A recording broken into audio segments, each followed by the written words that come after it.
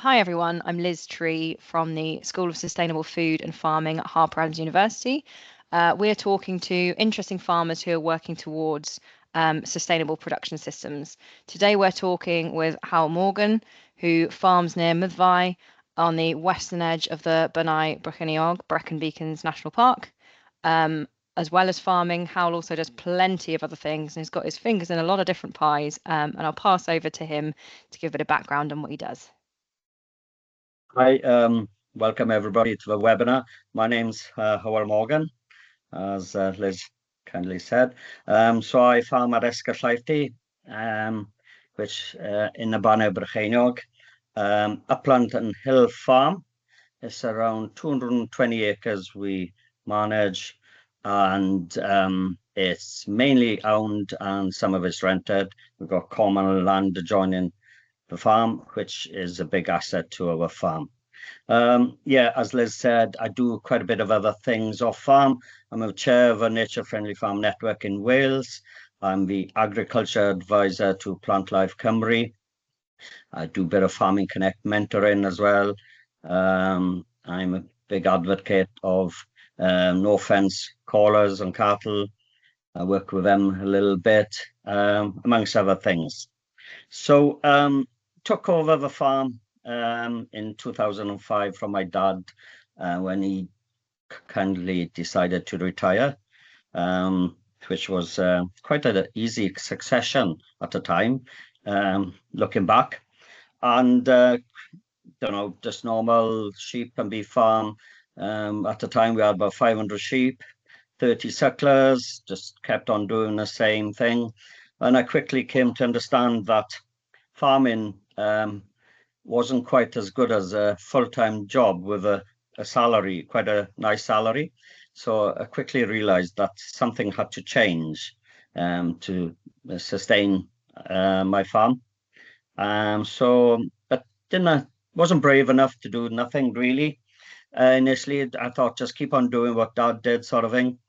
And then 2010, I think, the then Prince Charles was in residence just down the road from where I live, and he, at one of the gatherings, he basically asked me if I was an organic farmer, and I said no, I'm not organic. I need to use fertilizer to grow grass. So we had a conversation, and I didn't go organic that point, but he sort of encouraged me to go organic, and I thought if a future king is talking about organic farming, maybe it's something I should look at and do. And it took me a while to do it, and it was 2 years ago that I actually signed up to organic conversion. But I think for crunch time was in 2017, after realizing something has to change.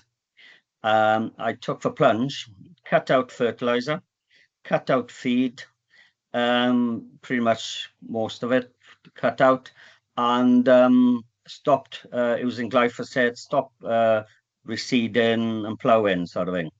I'm not saying I'm not going to use any of those ploughing again, but on reseeding, but at the moment I'm not.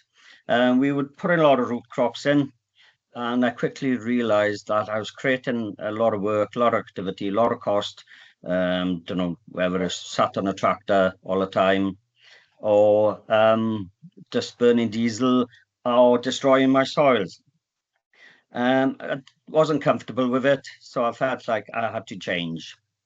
And yeah, so as I said, so changing is difficult because you feel like you have to do what your neighbors are doing, what the next generation is, last generation's been doing. You've got to be mindful of the next generation as well. And so it was difficult because it's a family farm. I have 2 children, 2 grandchildren, and I want to be mindful that I'm passing the farm to the next generation in a better place. I won't say better place, in as good a place as when I inherited it. So it's got to be mindful about lots of things. So my change started, as I said, about cutting out the inputs, trying to reduce the inputs, farming into a bit of a cold turkey, which was a bit of a shock, and I was questioning myself what I was doing. Dad and me would have arguments probably. Dad was saying use more feed, use more fertilizer. But I knew, whenever the fertilizer bill would come, I would never have money to pay for it, and I thought I struggled with that. And so initially I did half a fields with no fertilizer and half with, and I'd quickly realized that I wasn't getting value for money from a fertilizer. So that was quite an easy decision for me, but you need a support and backup. And so about 2017-18, I applied to go on the Farming Connect Agri Academy leadership group, and I was successful. Got to travel, out to Brussels, different places, met policy makers, lot of key stakeholders, and I got an understanding of where agriculture was going and where, as farmers, we should be going, because change is difficult, and that's a key bit for me, was accepting that the need for change. If you keep on doing what we've always done, we've always get what we've always had, sort of thing. So I just felt like I had to look outside the box a bit. So while I was applying for the Agri Academy leadership, I got asked if I'd apply for the Farming Connect Management Exchange course that was run by Welsh Government. Didn't really know much about it, so went home, Googled it, and put an application in for a study trip in Europe, looking at the chosen topic. And obviously Brexit had been, and I thought policy was going to change, and I felt like I want to be part of this change and influence policy as much as possible. So my chosen topic was low input farming stroke organic. Met a few different people. They guided me towards the regenerative system, sort of thing. By now it's a buzzword. A lot of people are talking about it, but about 7-8 years ago, there was little talk about it here in Wales. So I did a lot of watching YouTube movies of people, especially Americans and some Australian farmers doing it. I quickly learned, and I visited some farms in Cotswolds, Worcester, etc., France even, and I quickly worked out how they reduced their inputs or cut out the inputs and still producing high nutritional food. And that is always important as farmers, because our core DNA tells us to produce food, and as farmers, that's what we should do. We've got land, we need to maximize, or not maximize it, optimize it to its potential to produce food, sort of thing. And but by producing high quality nutritional food as well, and by doing so, we have to work with the environment, the nature, climate, environment, biodiversity, water quality, air quality are all sort of, you could say, tools in my box. So sometimes I've got to use different tools or work with, not work against them. And that was key in my decision making. I went on a holistic management course.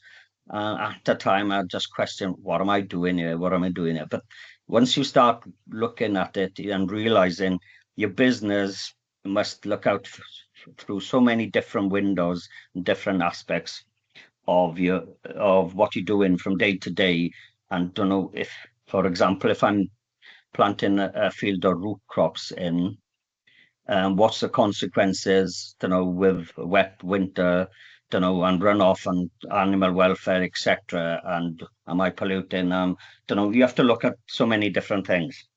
And so eventually I cut down my sheep numbers by probably 15%, 20% perhaps. And so, I'm still playing around with sheep numbers. I increased the cattle numbers quite bizarrely, just to get more farmyard manure on the farm. So farmyard manure is really important as my nutrient.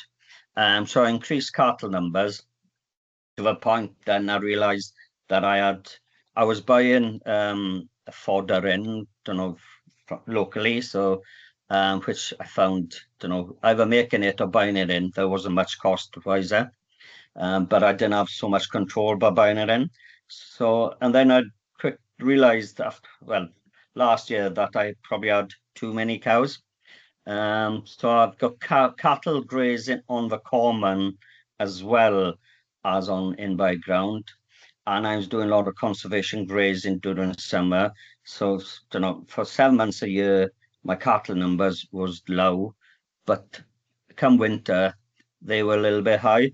So I'm sort of restructuring things here. I might increase the sheep a little bit and drop a cattle bit just to get the balance right again. Probably will never get the balance right, but I think you just play with it and trying to work out what actually works for your business. So then by simplifying my system a bit, it gave me more time to think and more time to do other things. And spending that time off a farm is good for my well-being. It brings in another source of income, so it helps me, gives me a bit of a buffer to do something right or wrong. And I learn when I'm off farm. So about 2 years ago, I started working for Plant Life as an agriculture advisor.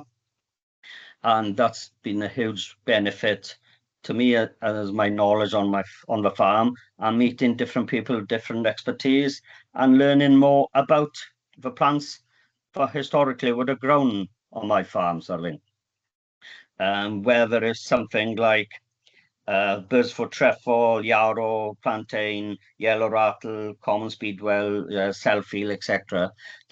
There's a purpose for every plant, I think.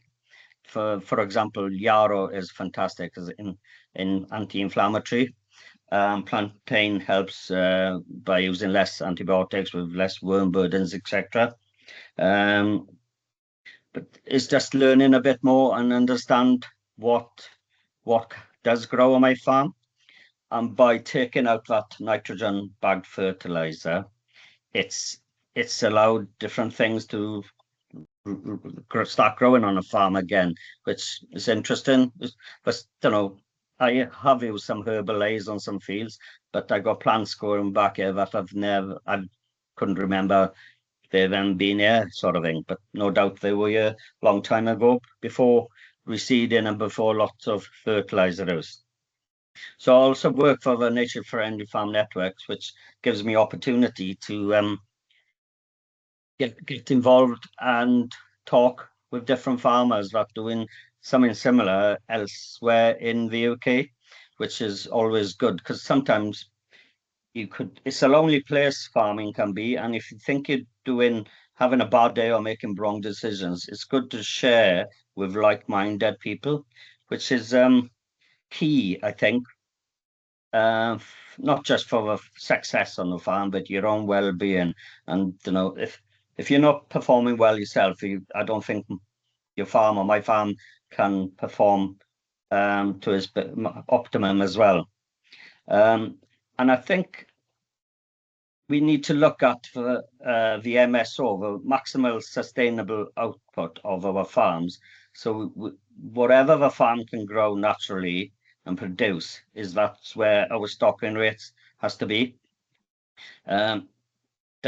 It's difficult to get it, and I don't think we should panic at getting it just straight away. It's a case of tinkering and playing around with figures and systems. Even the livestock sort of thing. My cattle are all now natives, wherever shorthorns, beef shorthorns, or Highland and Highland cross beef shorthorns, and I think they work fine. I just did some figures on cattle a few months ago, and the cattle on the hill, which is mainly the Highlands and Highland cross shorthorns, they outperform the cattle that are housed over winter, because I'm investing in a lot less inputs and a lot less fodder cost into those cattle on hill. And by having cattle on the hill, they're doing a good job for managing habitats and creating better biodiversity. We've got rare birds up there, skylarks, meadow pipits, peregrine falcon. It's all part of the big picture sort of thing. how we manage the hill. And I feel like the cattle are improving the grazing for my sheep, which are mainly Welsh mountain cross cheviots. So I feel like I'm utilising the hill as much as possible. It's common land owned by the National Park. Work closely with them. We've got grazing rights to graze up there. And I just feel like that's a big part of my business. If I can utilize that common as much as possible, frees up my in-by land to make some fodder or grow grass to fatten lambs off. I do some direct selling of beef and lamb, not so much lamb at the moment because the cost of getting it to the slaughterhouse, processing charges, the energy cost has pushed up that cost of process. So I concentrate more on the beef at the moment. And I utilize the cattle on the hill with the no fence system. So those are virtual collars. I find I can manage my cows on an open common about 26,000 acres, which obviously I don't want to graze it all, but I just want them to heft my cattle, and that system works good. And I do sort of help other farmers get virtual fencing collars on their cattle for conservation purposes and managing common land, hills, etc. Few things that come back in abundance since I changed my system. We've got lots more hares about the place, lots more rabbits around there. We've got snipe about there. The plants, there's variety of plants. I've done 4 biodiversity blitz audit on a farm. I think we've got 65 plants, 60 variety of birds. We had loads of mammals I didn't know about. And it's nice that I feel empowered that I've got all this stuff going on my farm.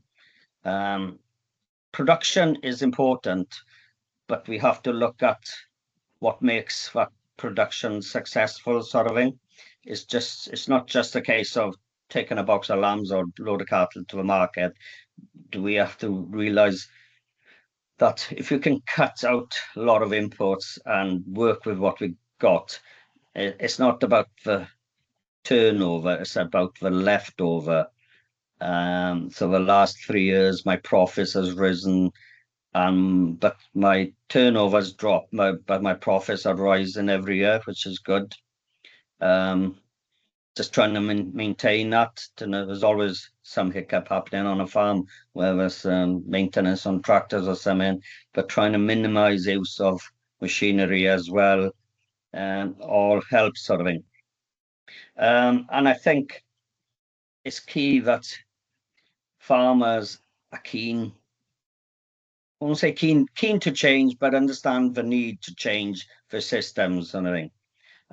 Policy will dictate a lot of things we do on a farm, but I do feel like I'm in a comfortable place to hand my farm over to the next generation in a good place. So I think that's enough from me, Liz.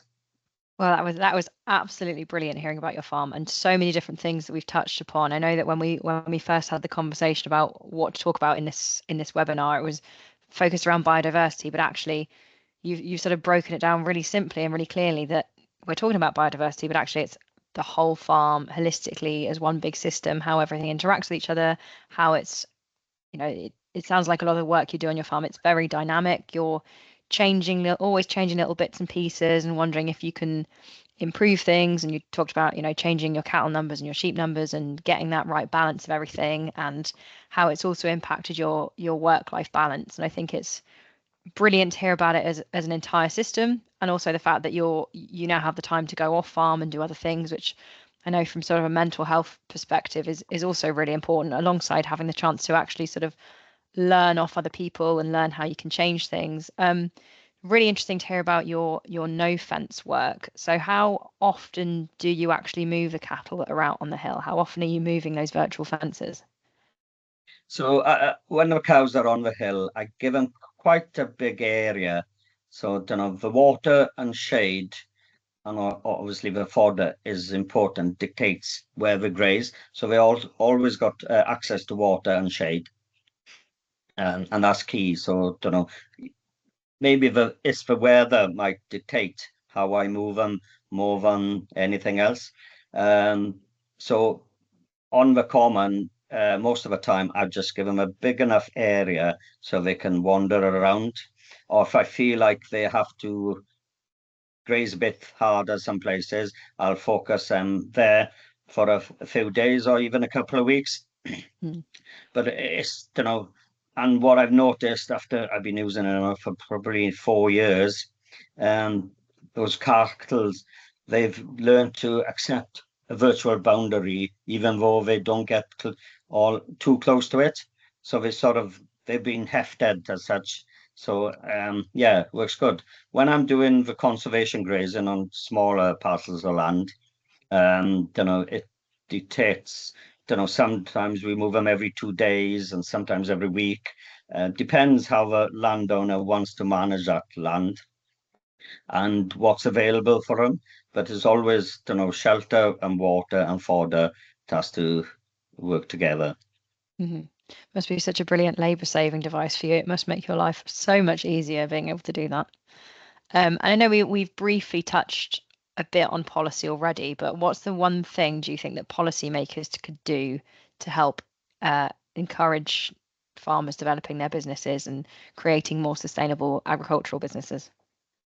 That's a good question. The budget is is the key thing. Every sector within government's just screaming out for more money, but I think so. The communication between the policymakers and the politicians and the farmers has to be key, and and even the consumers have to be part of it as well. But I think the communication is why do we have to change? Why do farmers have to change? And what's driving that? And like we have to get to net zero by 2030 or whenever it is. And it's explaining to the farmers where we are and why we have to do it. And I think better communication. I think, I spend a lot of time talking to farmers and policymakers, and it's interesting how the whole system works. I wish it was working faster. 8 years since Brexit, and in Wales, we're still discussing about the future policy. And, except in England, you are ahead of us. Um, whether you're on the right track or wrong track, I don't know. But listen to a lot of farmers that are based in England. They're adapting to change, and that's the critical bit. Hmm. Hmm. Um, and what's something that you think people in the food supply chain can do to help you as a farmer? I think you know it's already happening. The supermarket and processors are sort of, whether they're paying extra for when you take in nature-friendly measures or measures to protect the environment and climate, or are they just paying you less for not doing it? And I think the supermarkets need to sort of promote this nutritional food system that comes from nature-friendly farming and looking after the environment and work and the climate. So I think they need to promote that sort of thing. And it's not all about the price, and it's just about so the consumer understands what they're buying and why they're buying it. Hmm. Hmm. And then again, same question. What's one thing you think that farmers could do in terms of developing their businesses and how to create change as a wider industry? The first thing is accept the need to change. We've always been evolving and change. So the emphasis at the moment is about climate.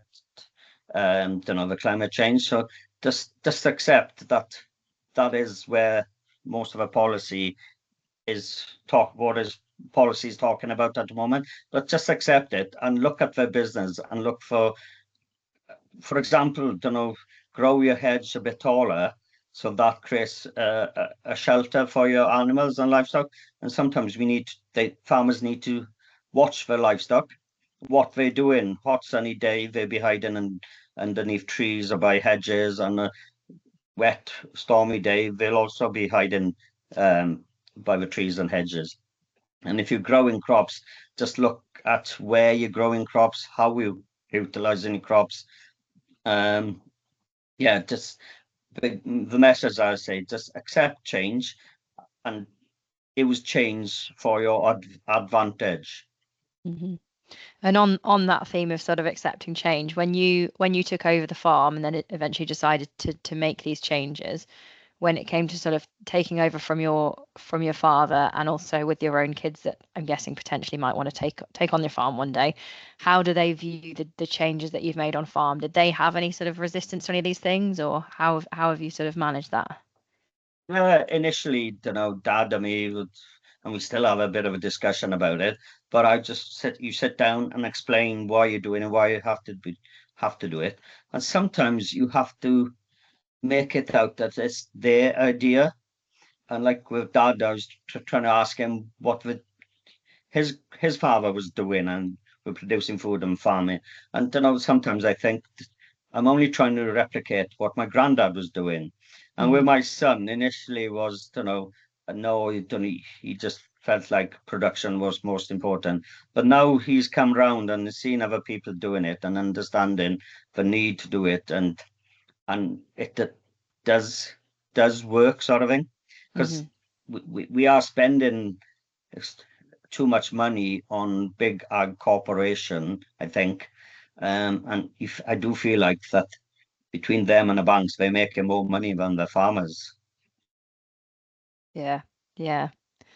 And then I guess in a similar vein, in terms of how sort of neighbouring farmers have viewed the changes that you've made on farm, have you ever had people sort of give a bit of resistance to the things you're doing? I know quite often farmers can sometimes perhaps not want to change things because they might be worried about what other people might think, and that is quite a big stigma, I think. And I know that it's a conversation that we've had between us before as well. So how have you found that? How have you managed that? Yeah, no, true. Farmers always looking over the hedge, see over the fence, see what your neighbour's doing. And I suppose like a lot of neighbours would love to see the neighbour fail, so they could have a bit of land perhaps in it. But no, I think they're sort of inquisitive about it, and some of them they do comment and say that, oh, but you've got grass. But to be honest, on that drought weather, you still had grass, sort of thing. How are you doing it? And they are asking the questions. And, you sort of, I'm not going to push nobody to do anything, but you just tell them what you're doing and how you feel about it, and just try and plant a seed, sort of thing. And sometimes just talk to their children, talk to know somebody else within the family, and just explain it. And I think the key message is the why in it. Try and explain why you're doing it. Why do you feel like it's changing? And policy, it's already happening in England, and it's about to happen in Wales. There is a big change, and if you sort of put up a fight, will we be worse off? And somebody was telling me the other day that the NVZ was introduced in the southeast of England, and then we it's coming into Wales, sort of thing. Maybe if we all had it at the same time, perhaps we would be at a level playing field, because we tend to shift the problem from one place to the other. So I think just grab change, see change as an opportunity. And then one final question for you. What's your one golden piece of advice, or one thing you wished you'd known when you first started this sort of regen organic sort of conversion type journey? I think what I wish I'd known, and I still wish I know more, was the value and the benefit and the life that goes on in the soil. That it's amazing. It's our asset, is our gold as farmers, but understanding more about it, and that there's a lot going on in the soil, and just soil health and soil, life is so interesting and exciting, sort of thing. But we don't know enough about it, sort of thing. But always listen and learn. Be prepared to listen and learn. And even if you're not comfortable with it, just listen, and you might learn something from it. Mm-hmm. Well, brilliant. Thank you very much. I've really enjoyed this conversation today. I feel like we've covered a lot of different things around so many different topics, not just biodiversity, but your farm in general, changes on your farm, the social side of things, various things that you're doing off the farm. So thank you very much for your time. Really enjoyed it. Thank you.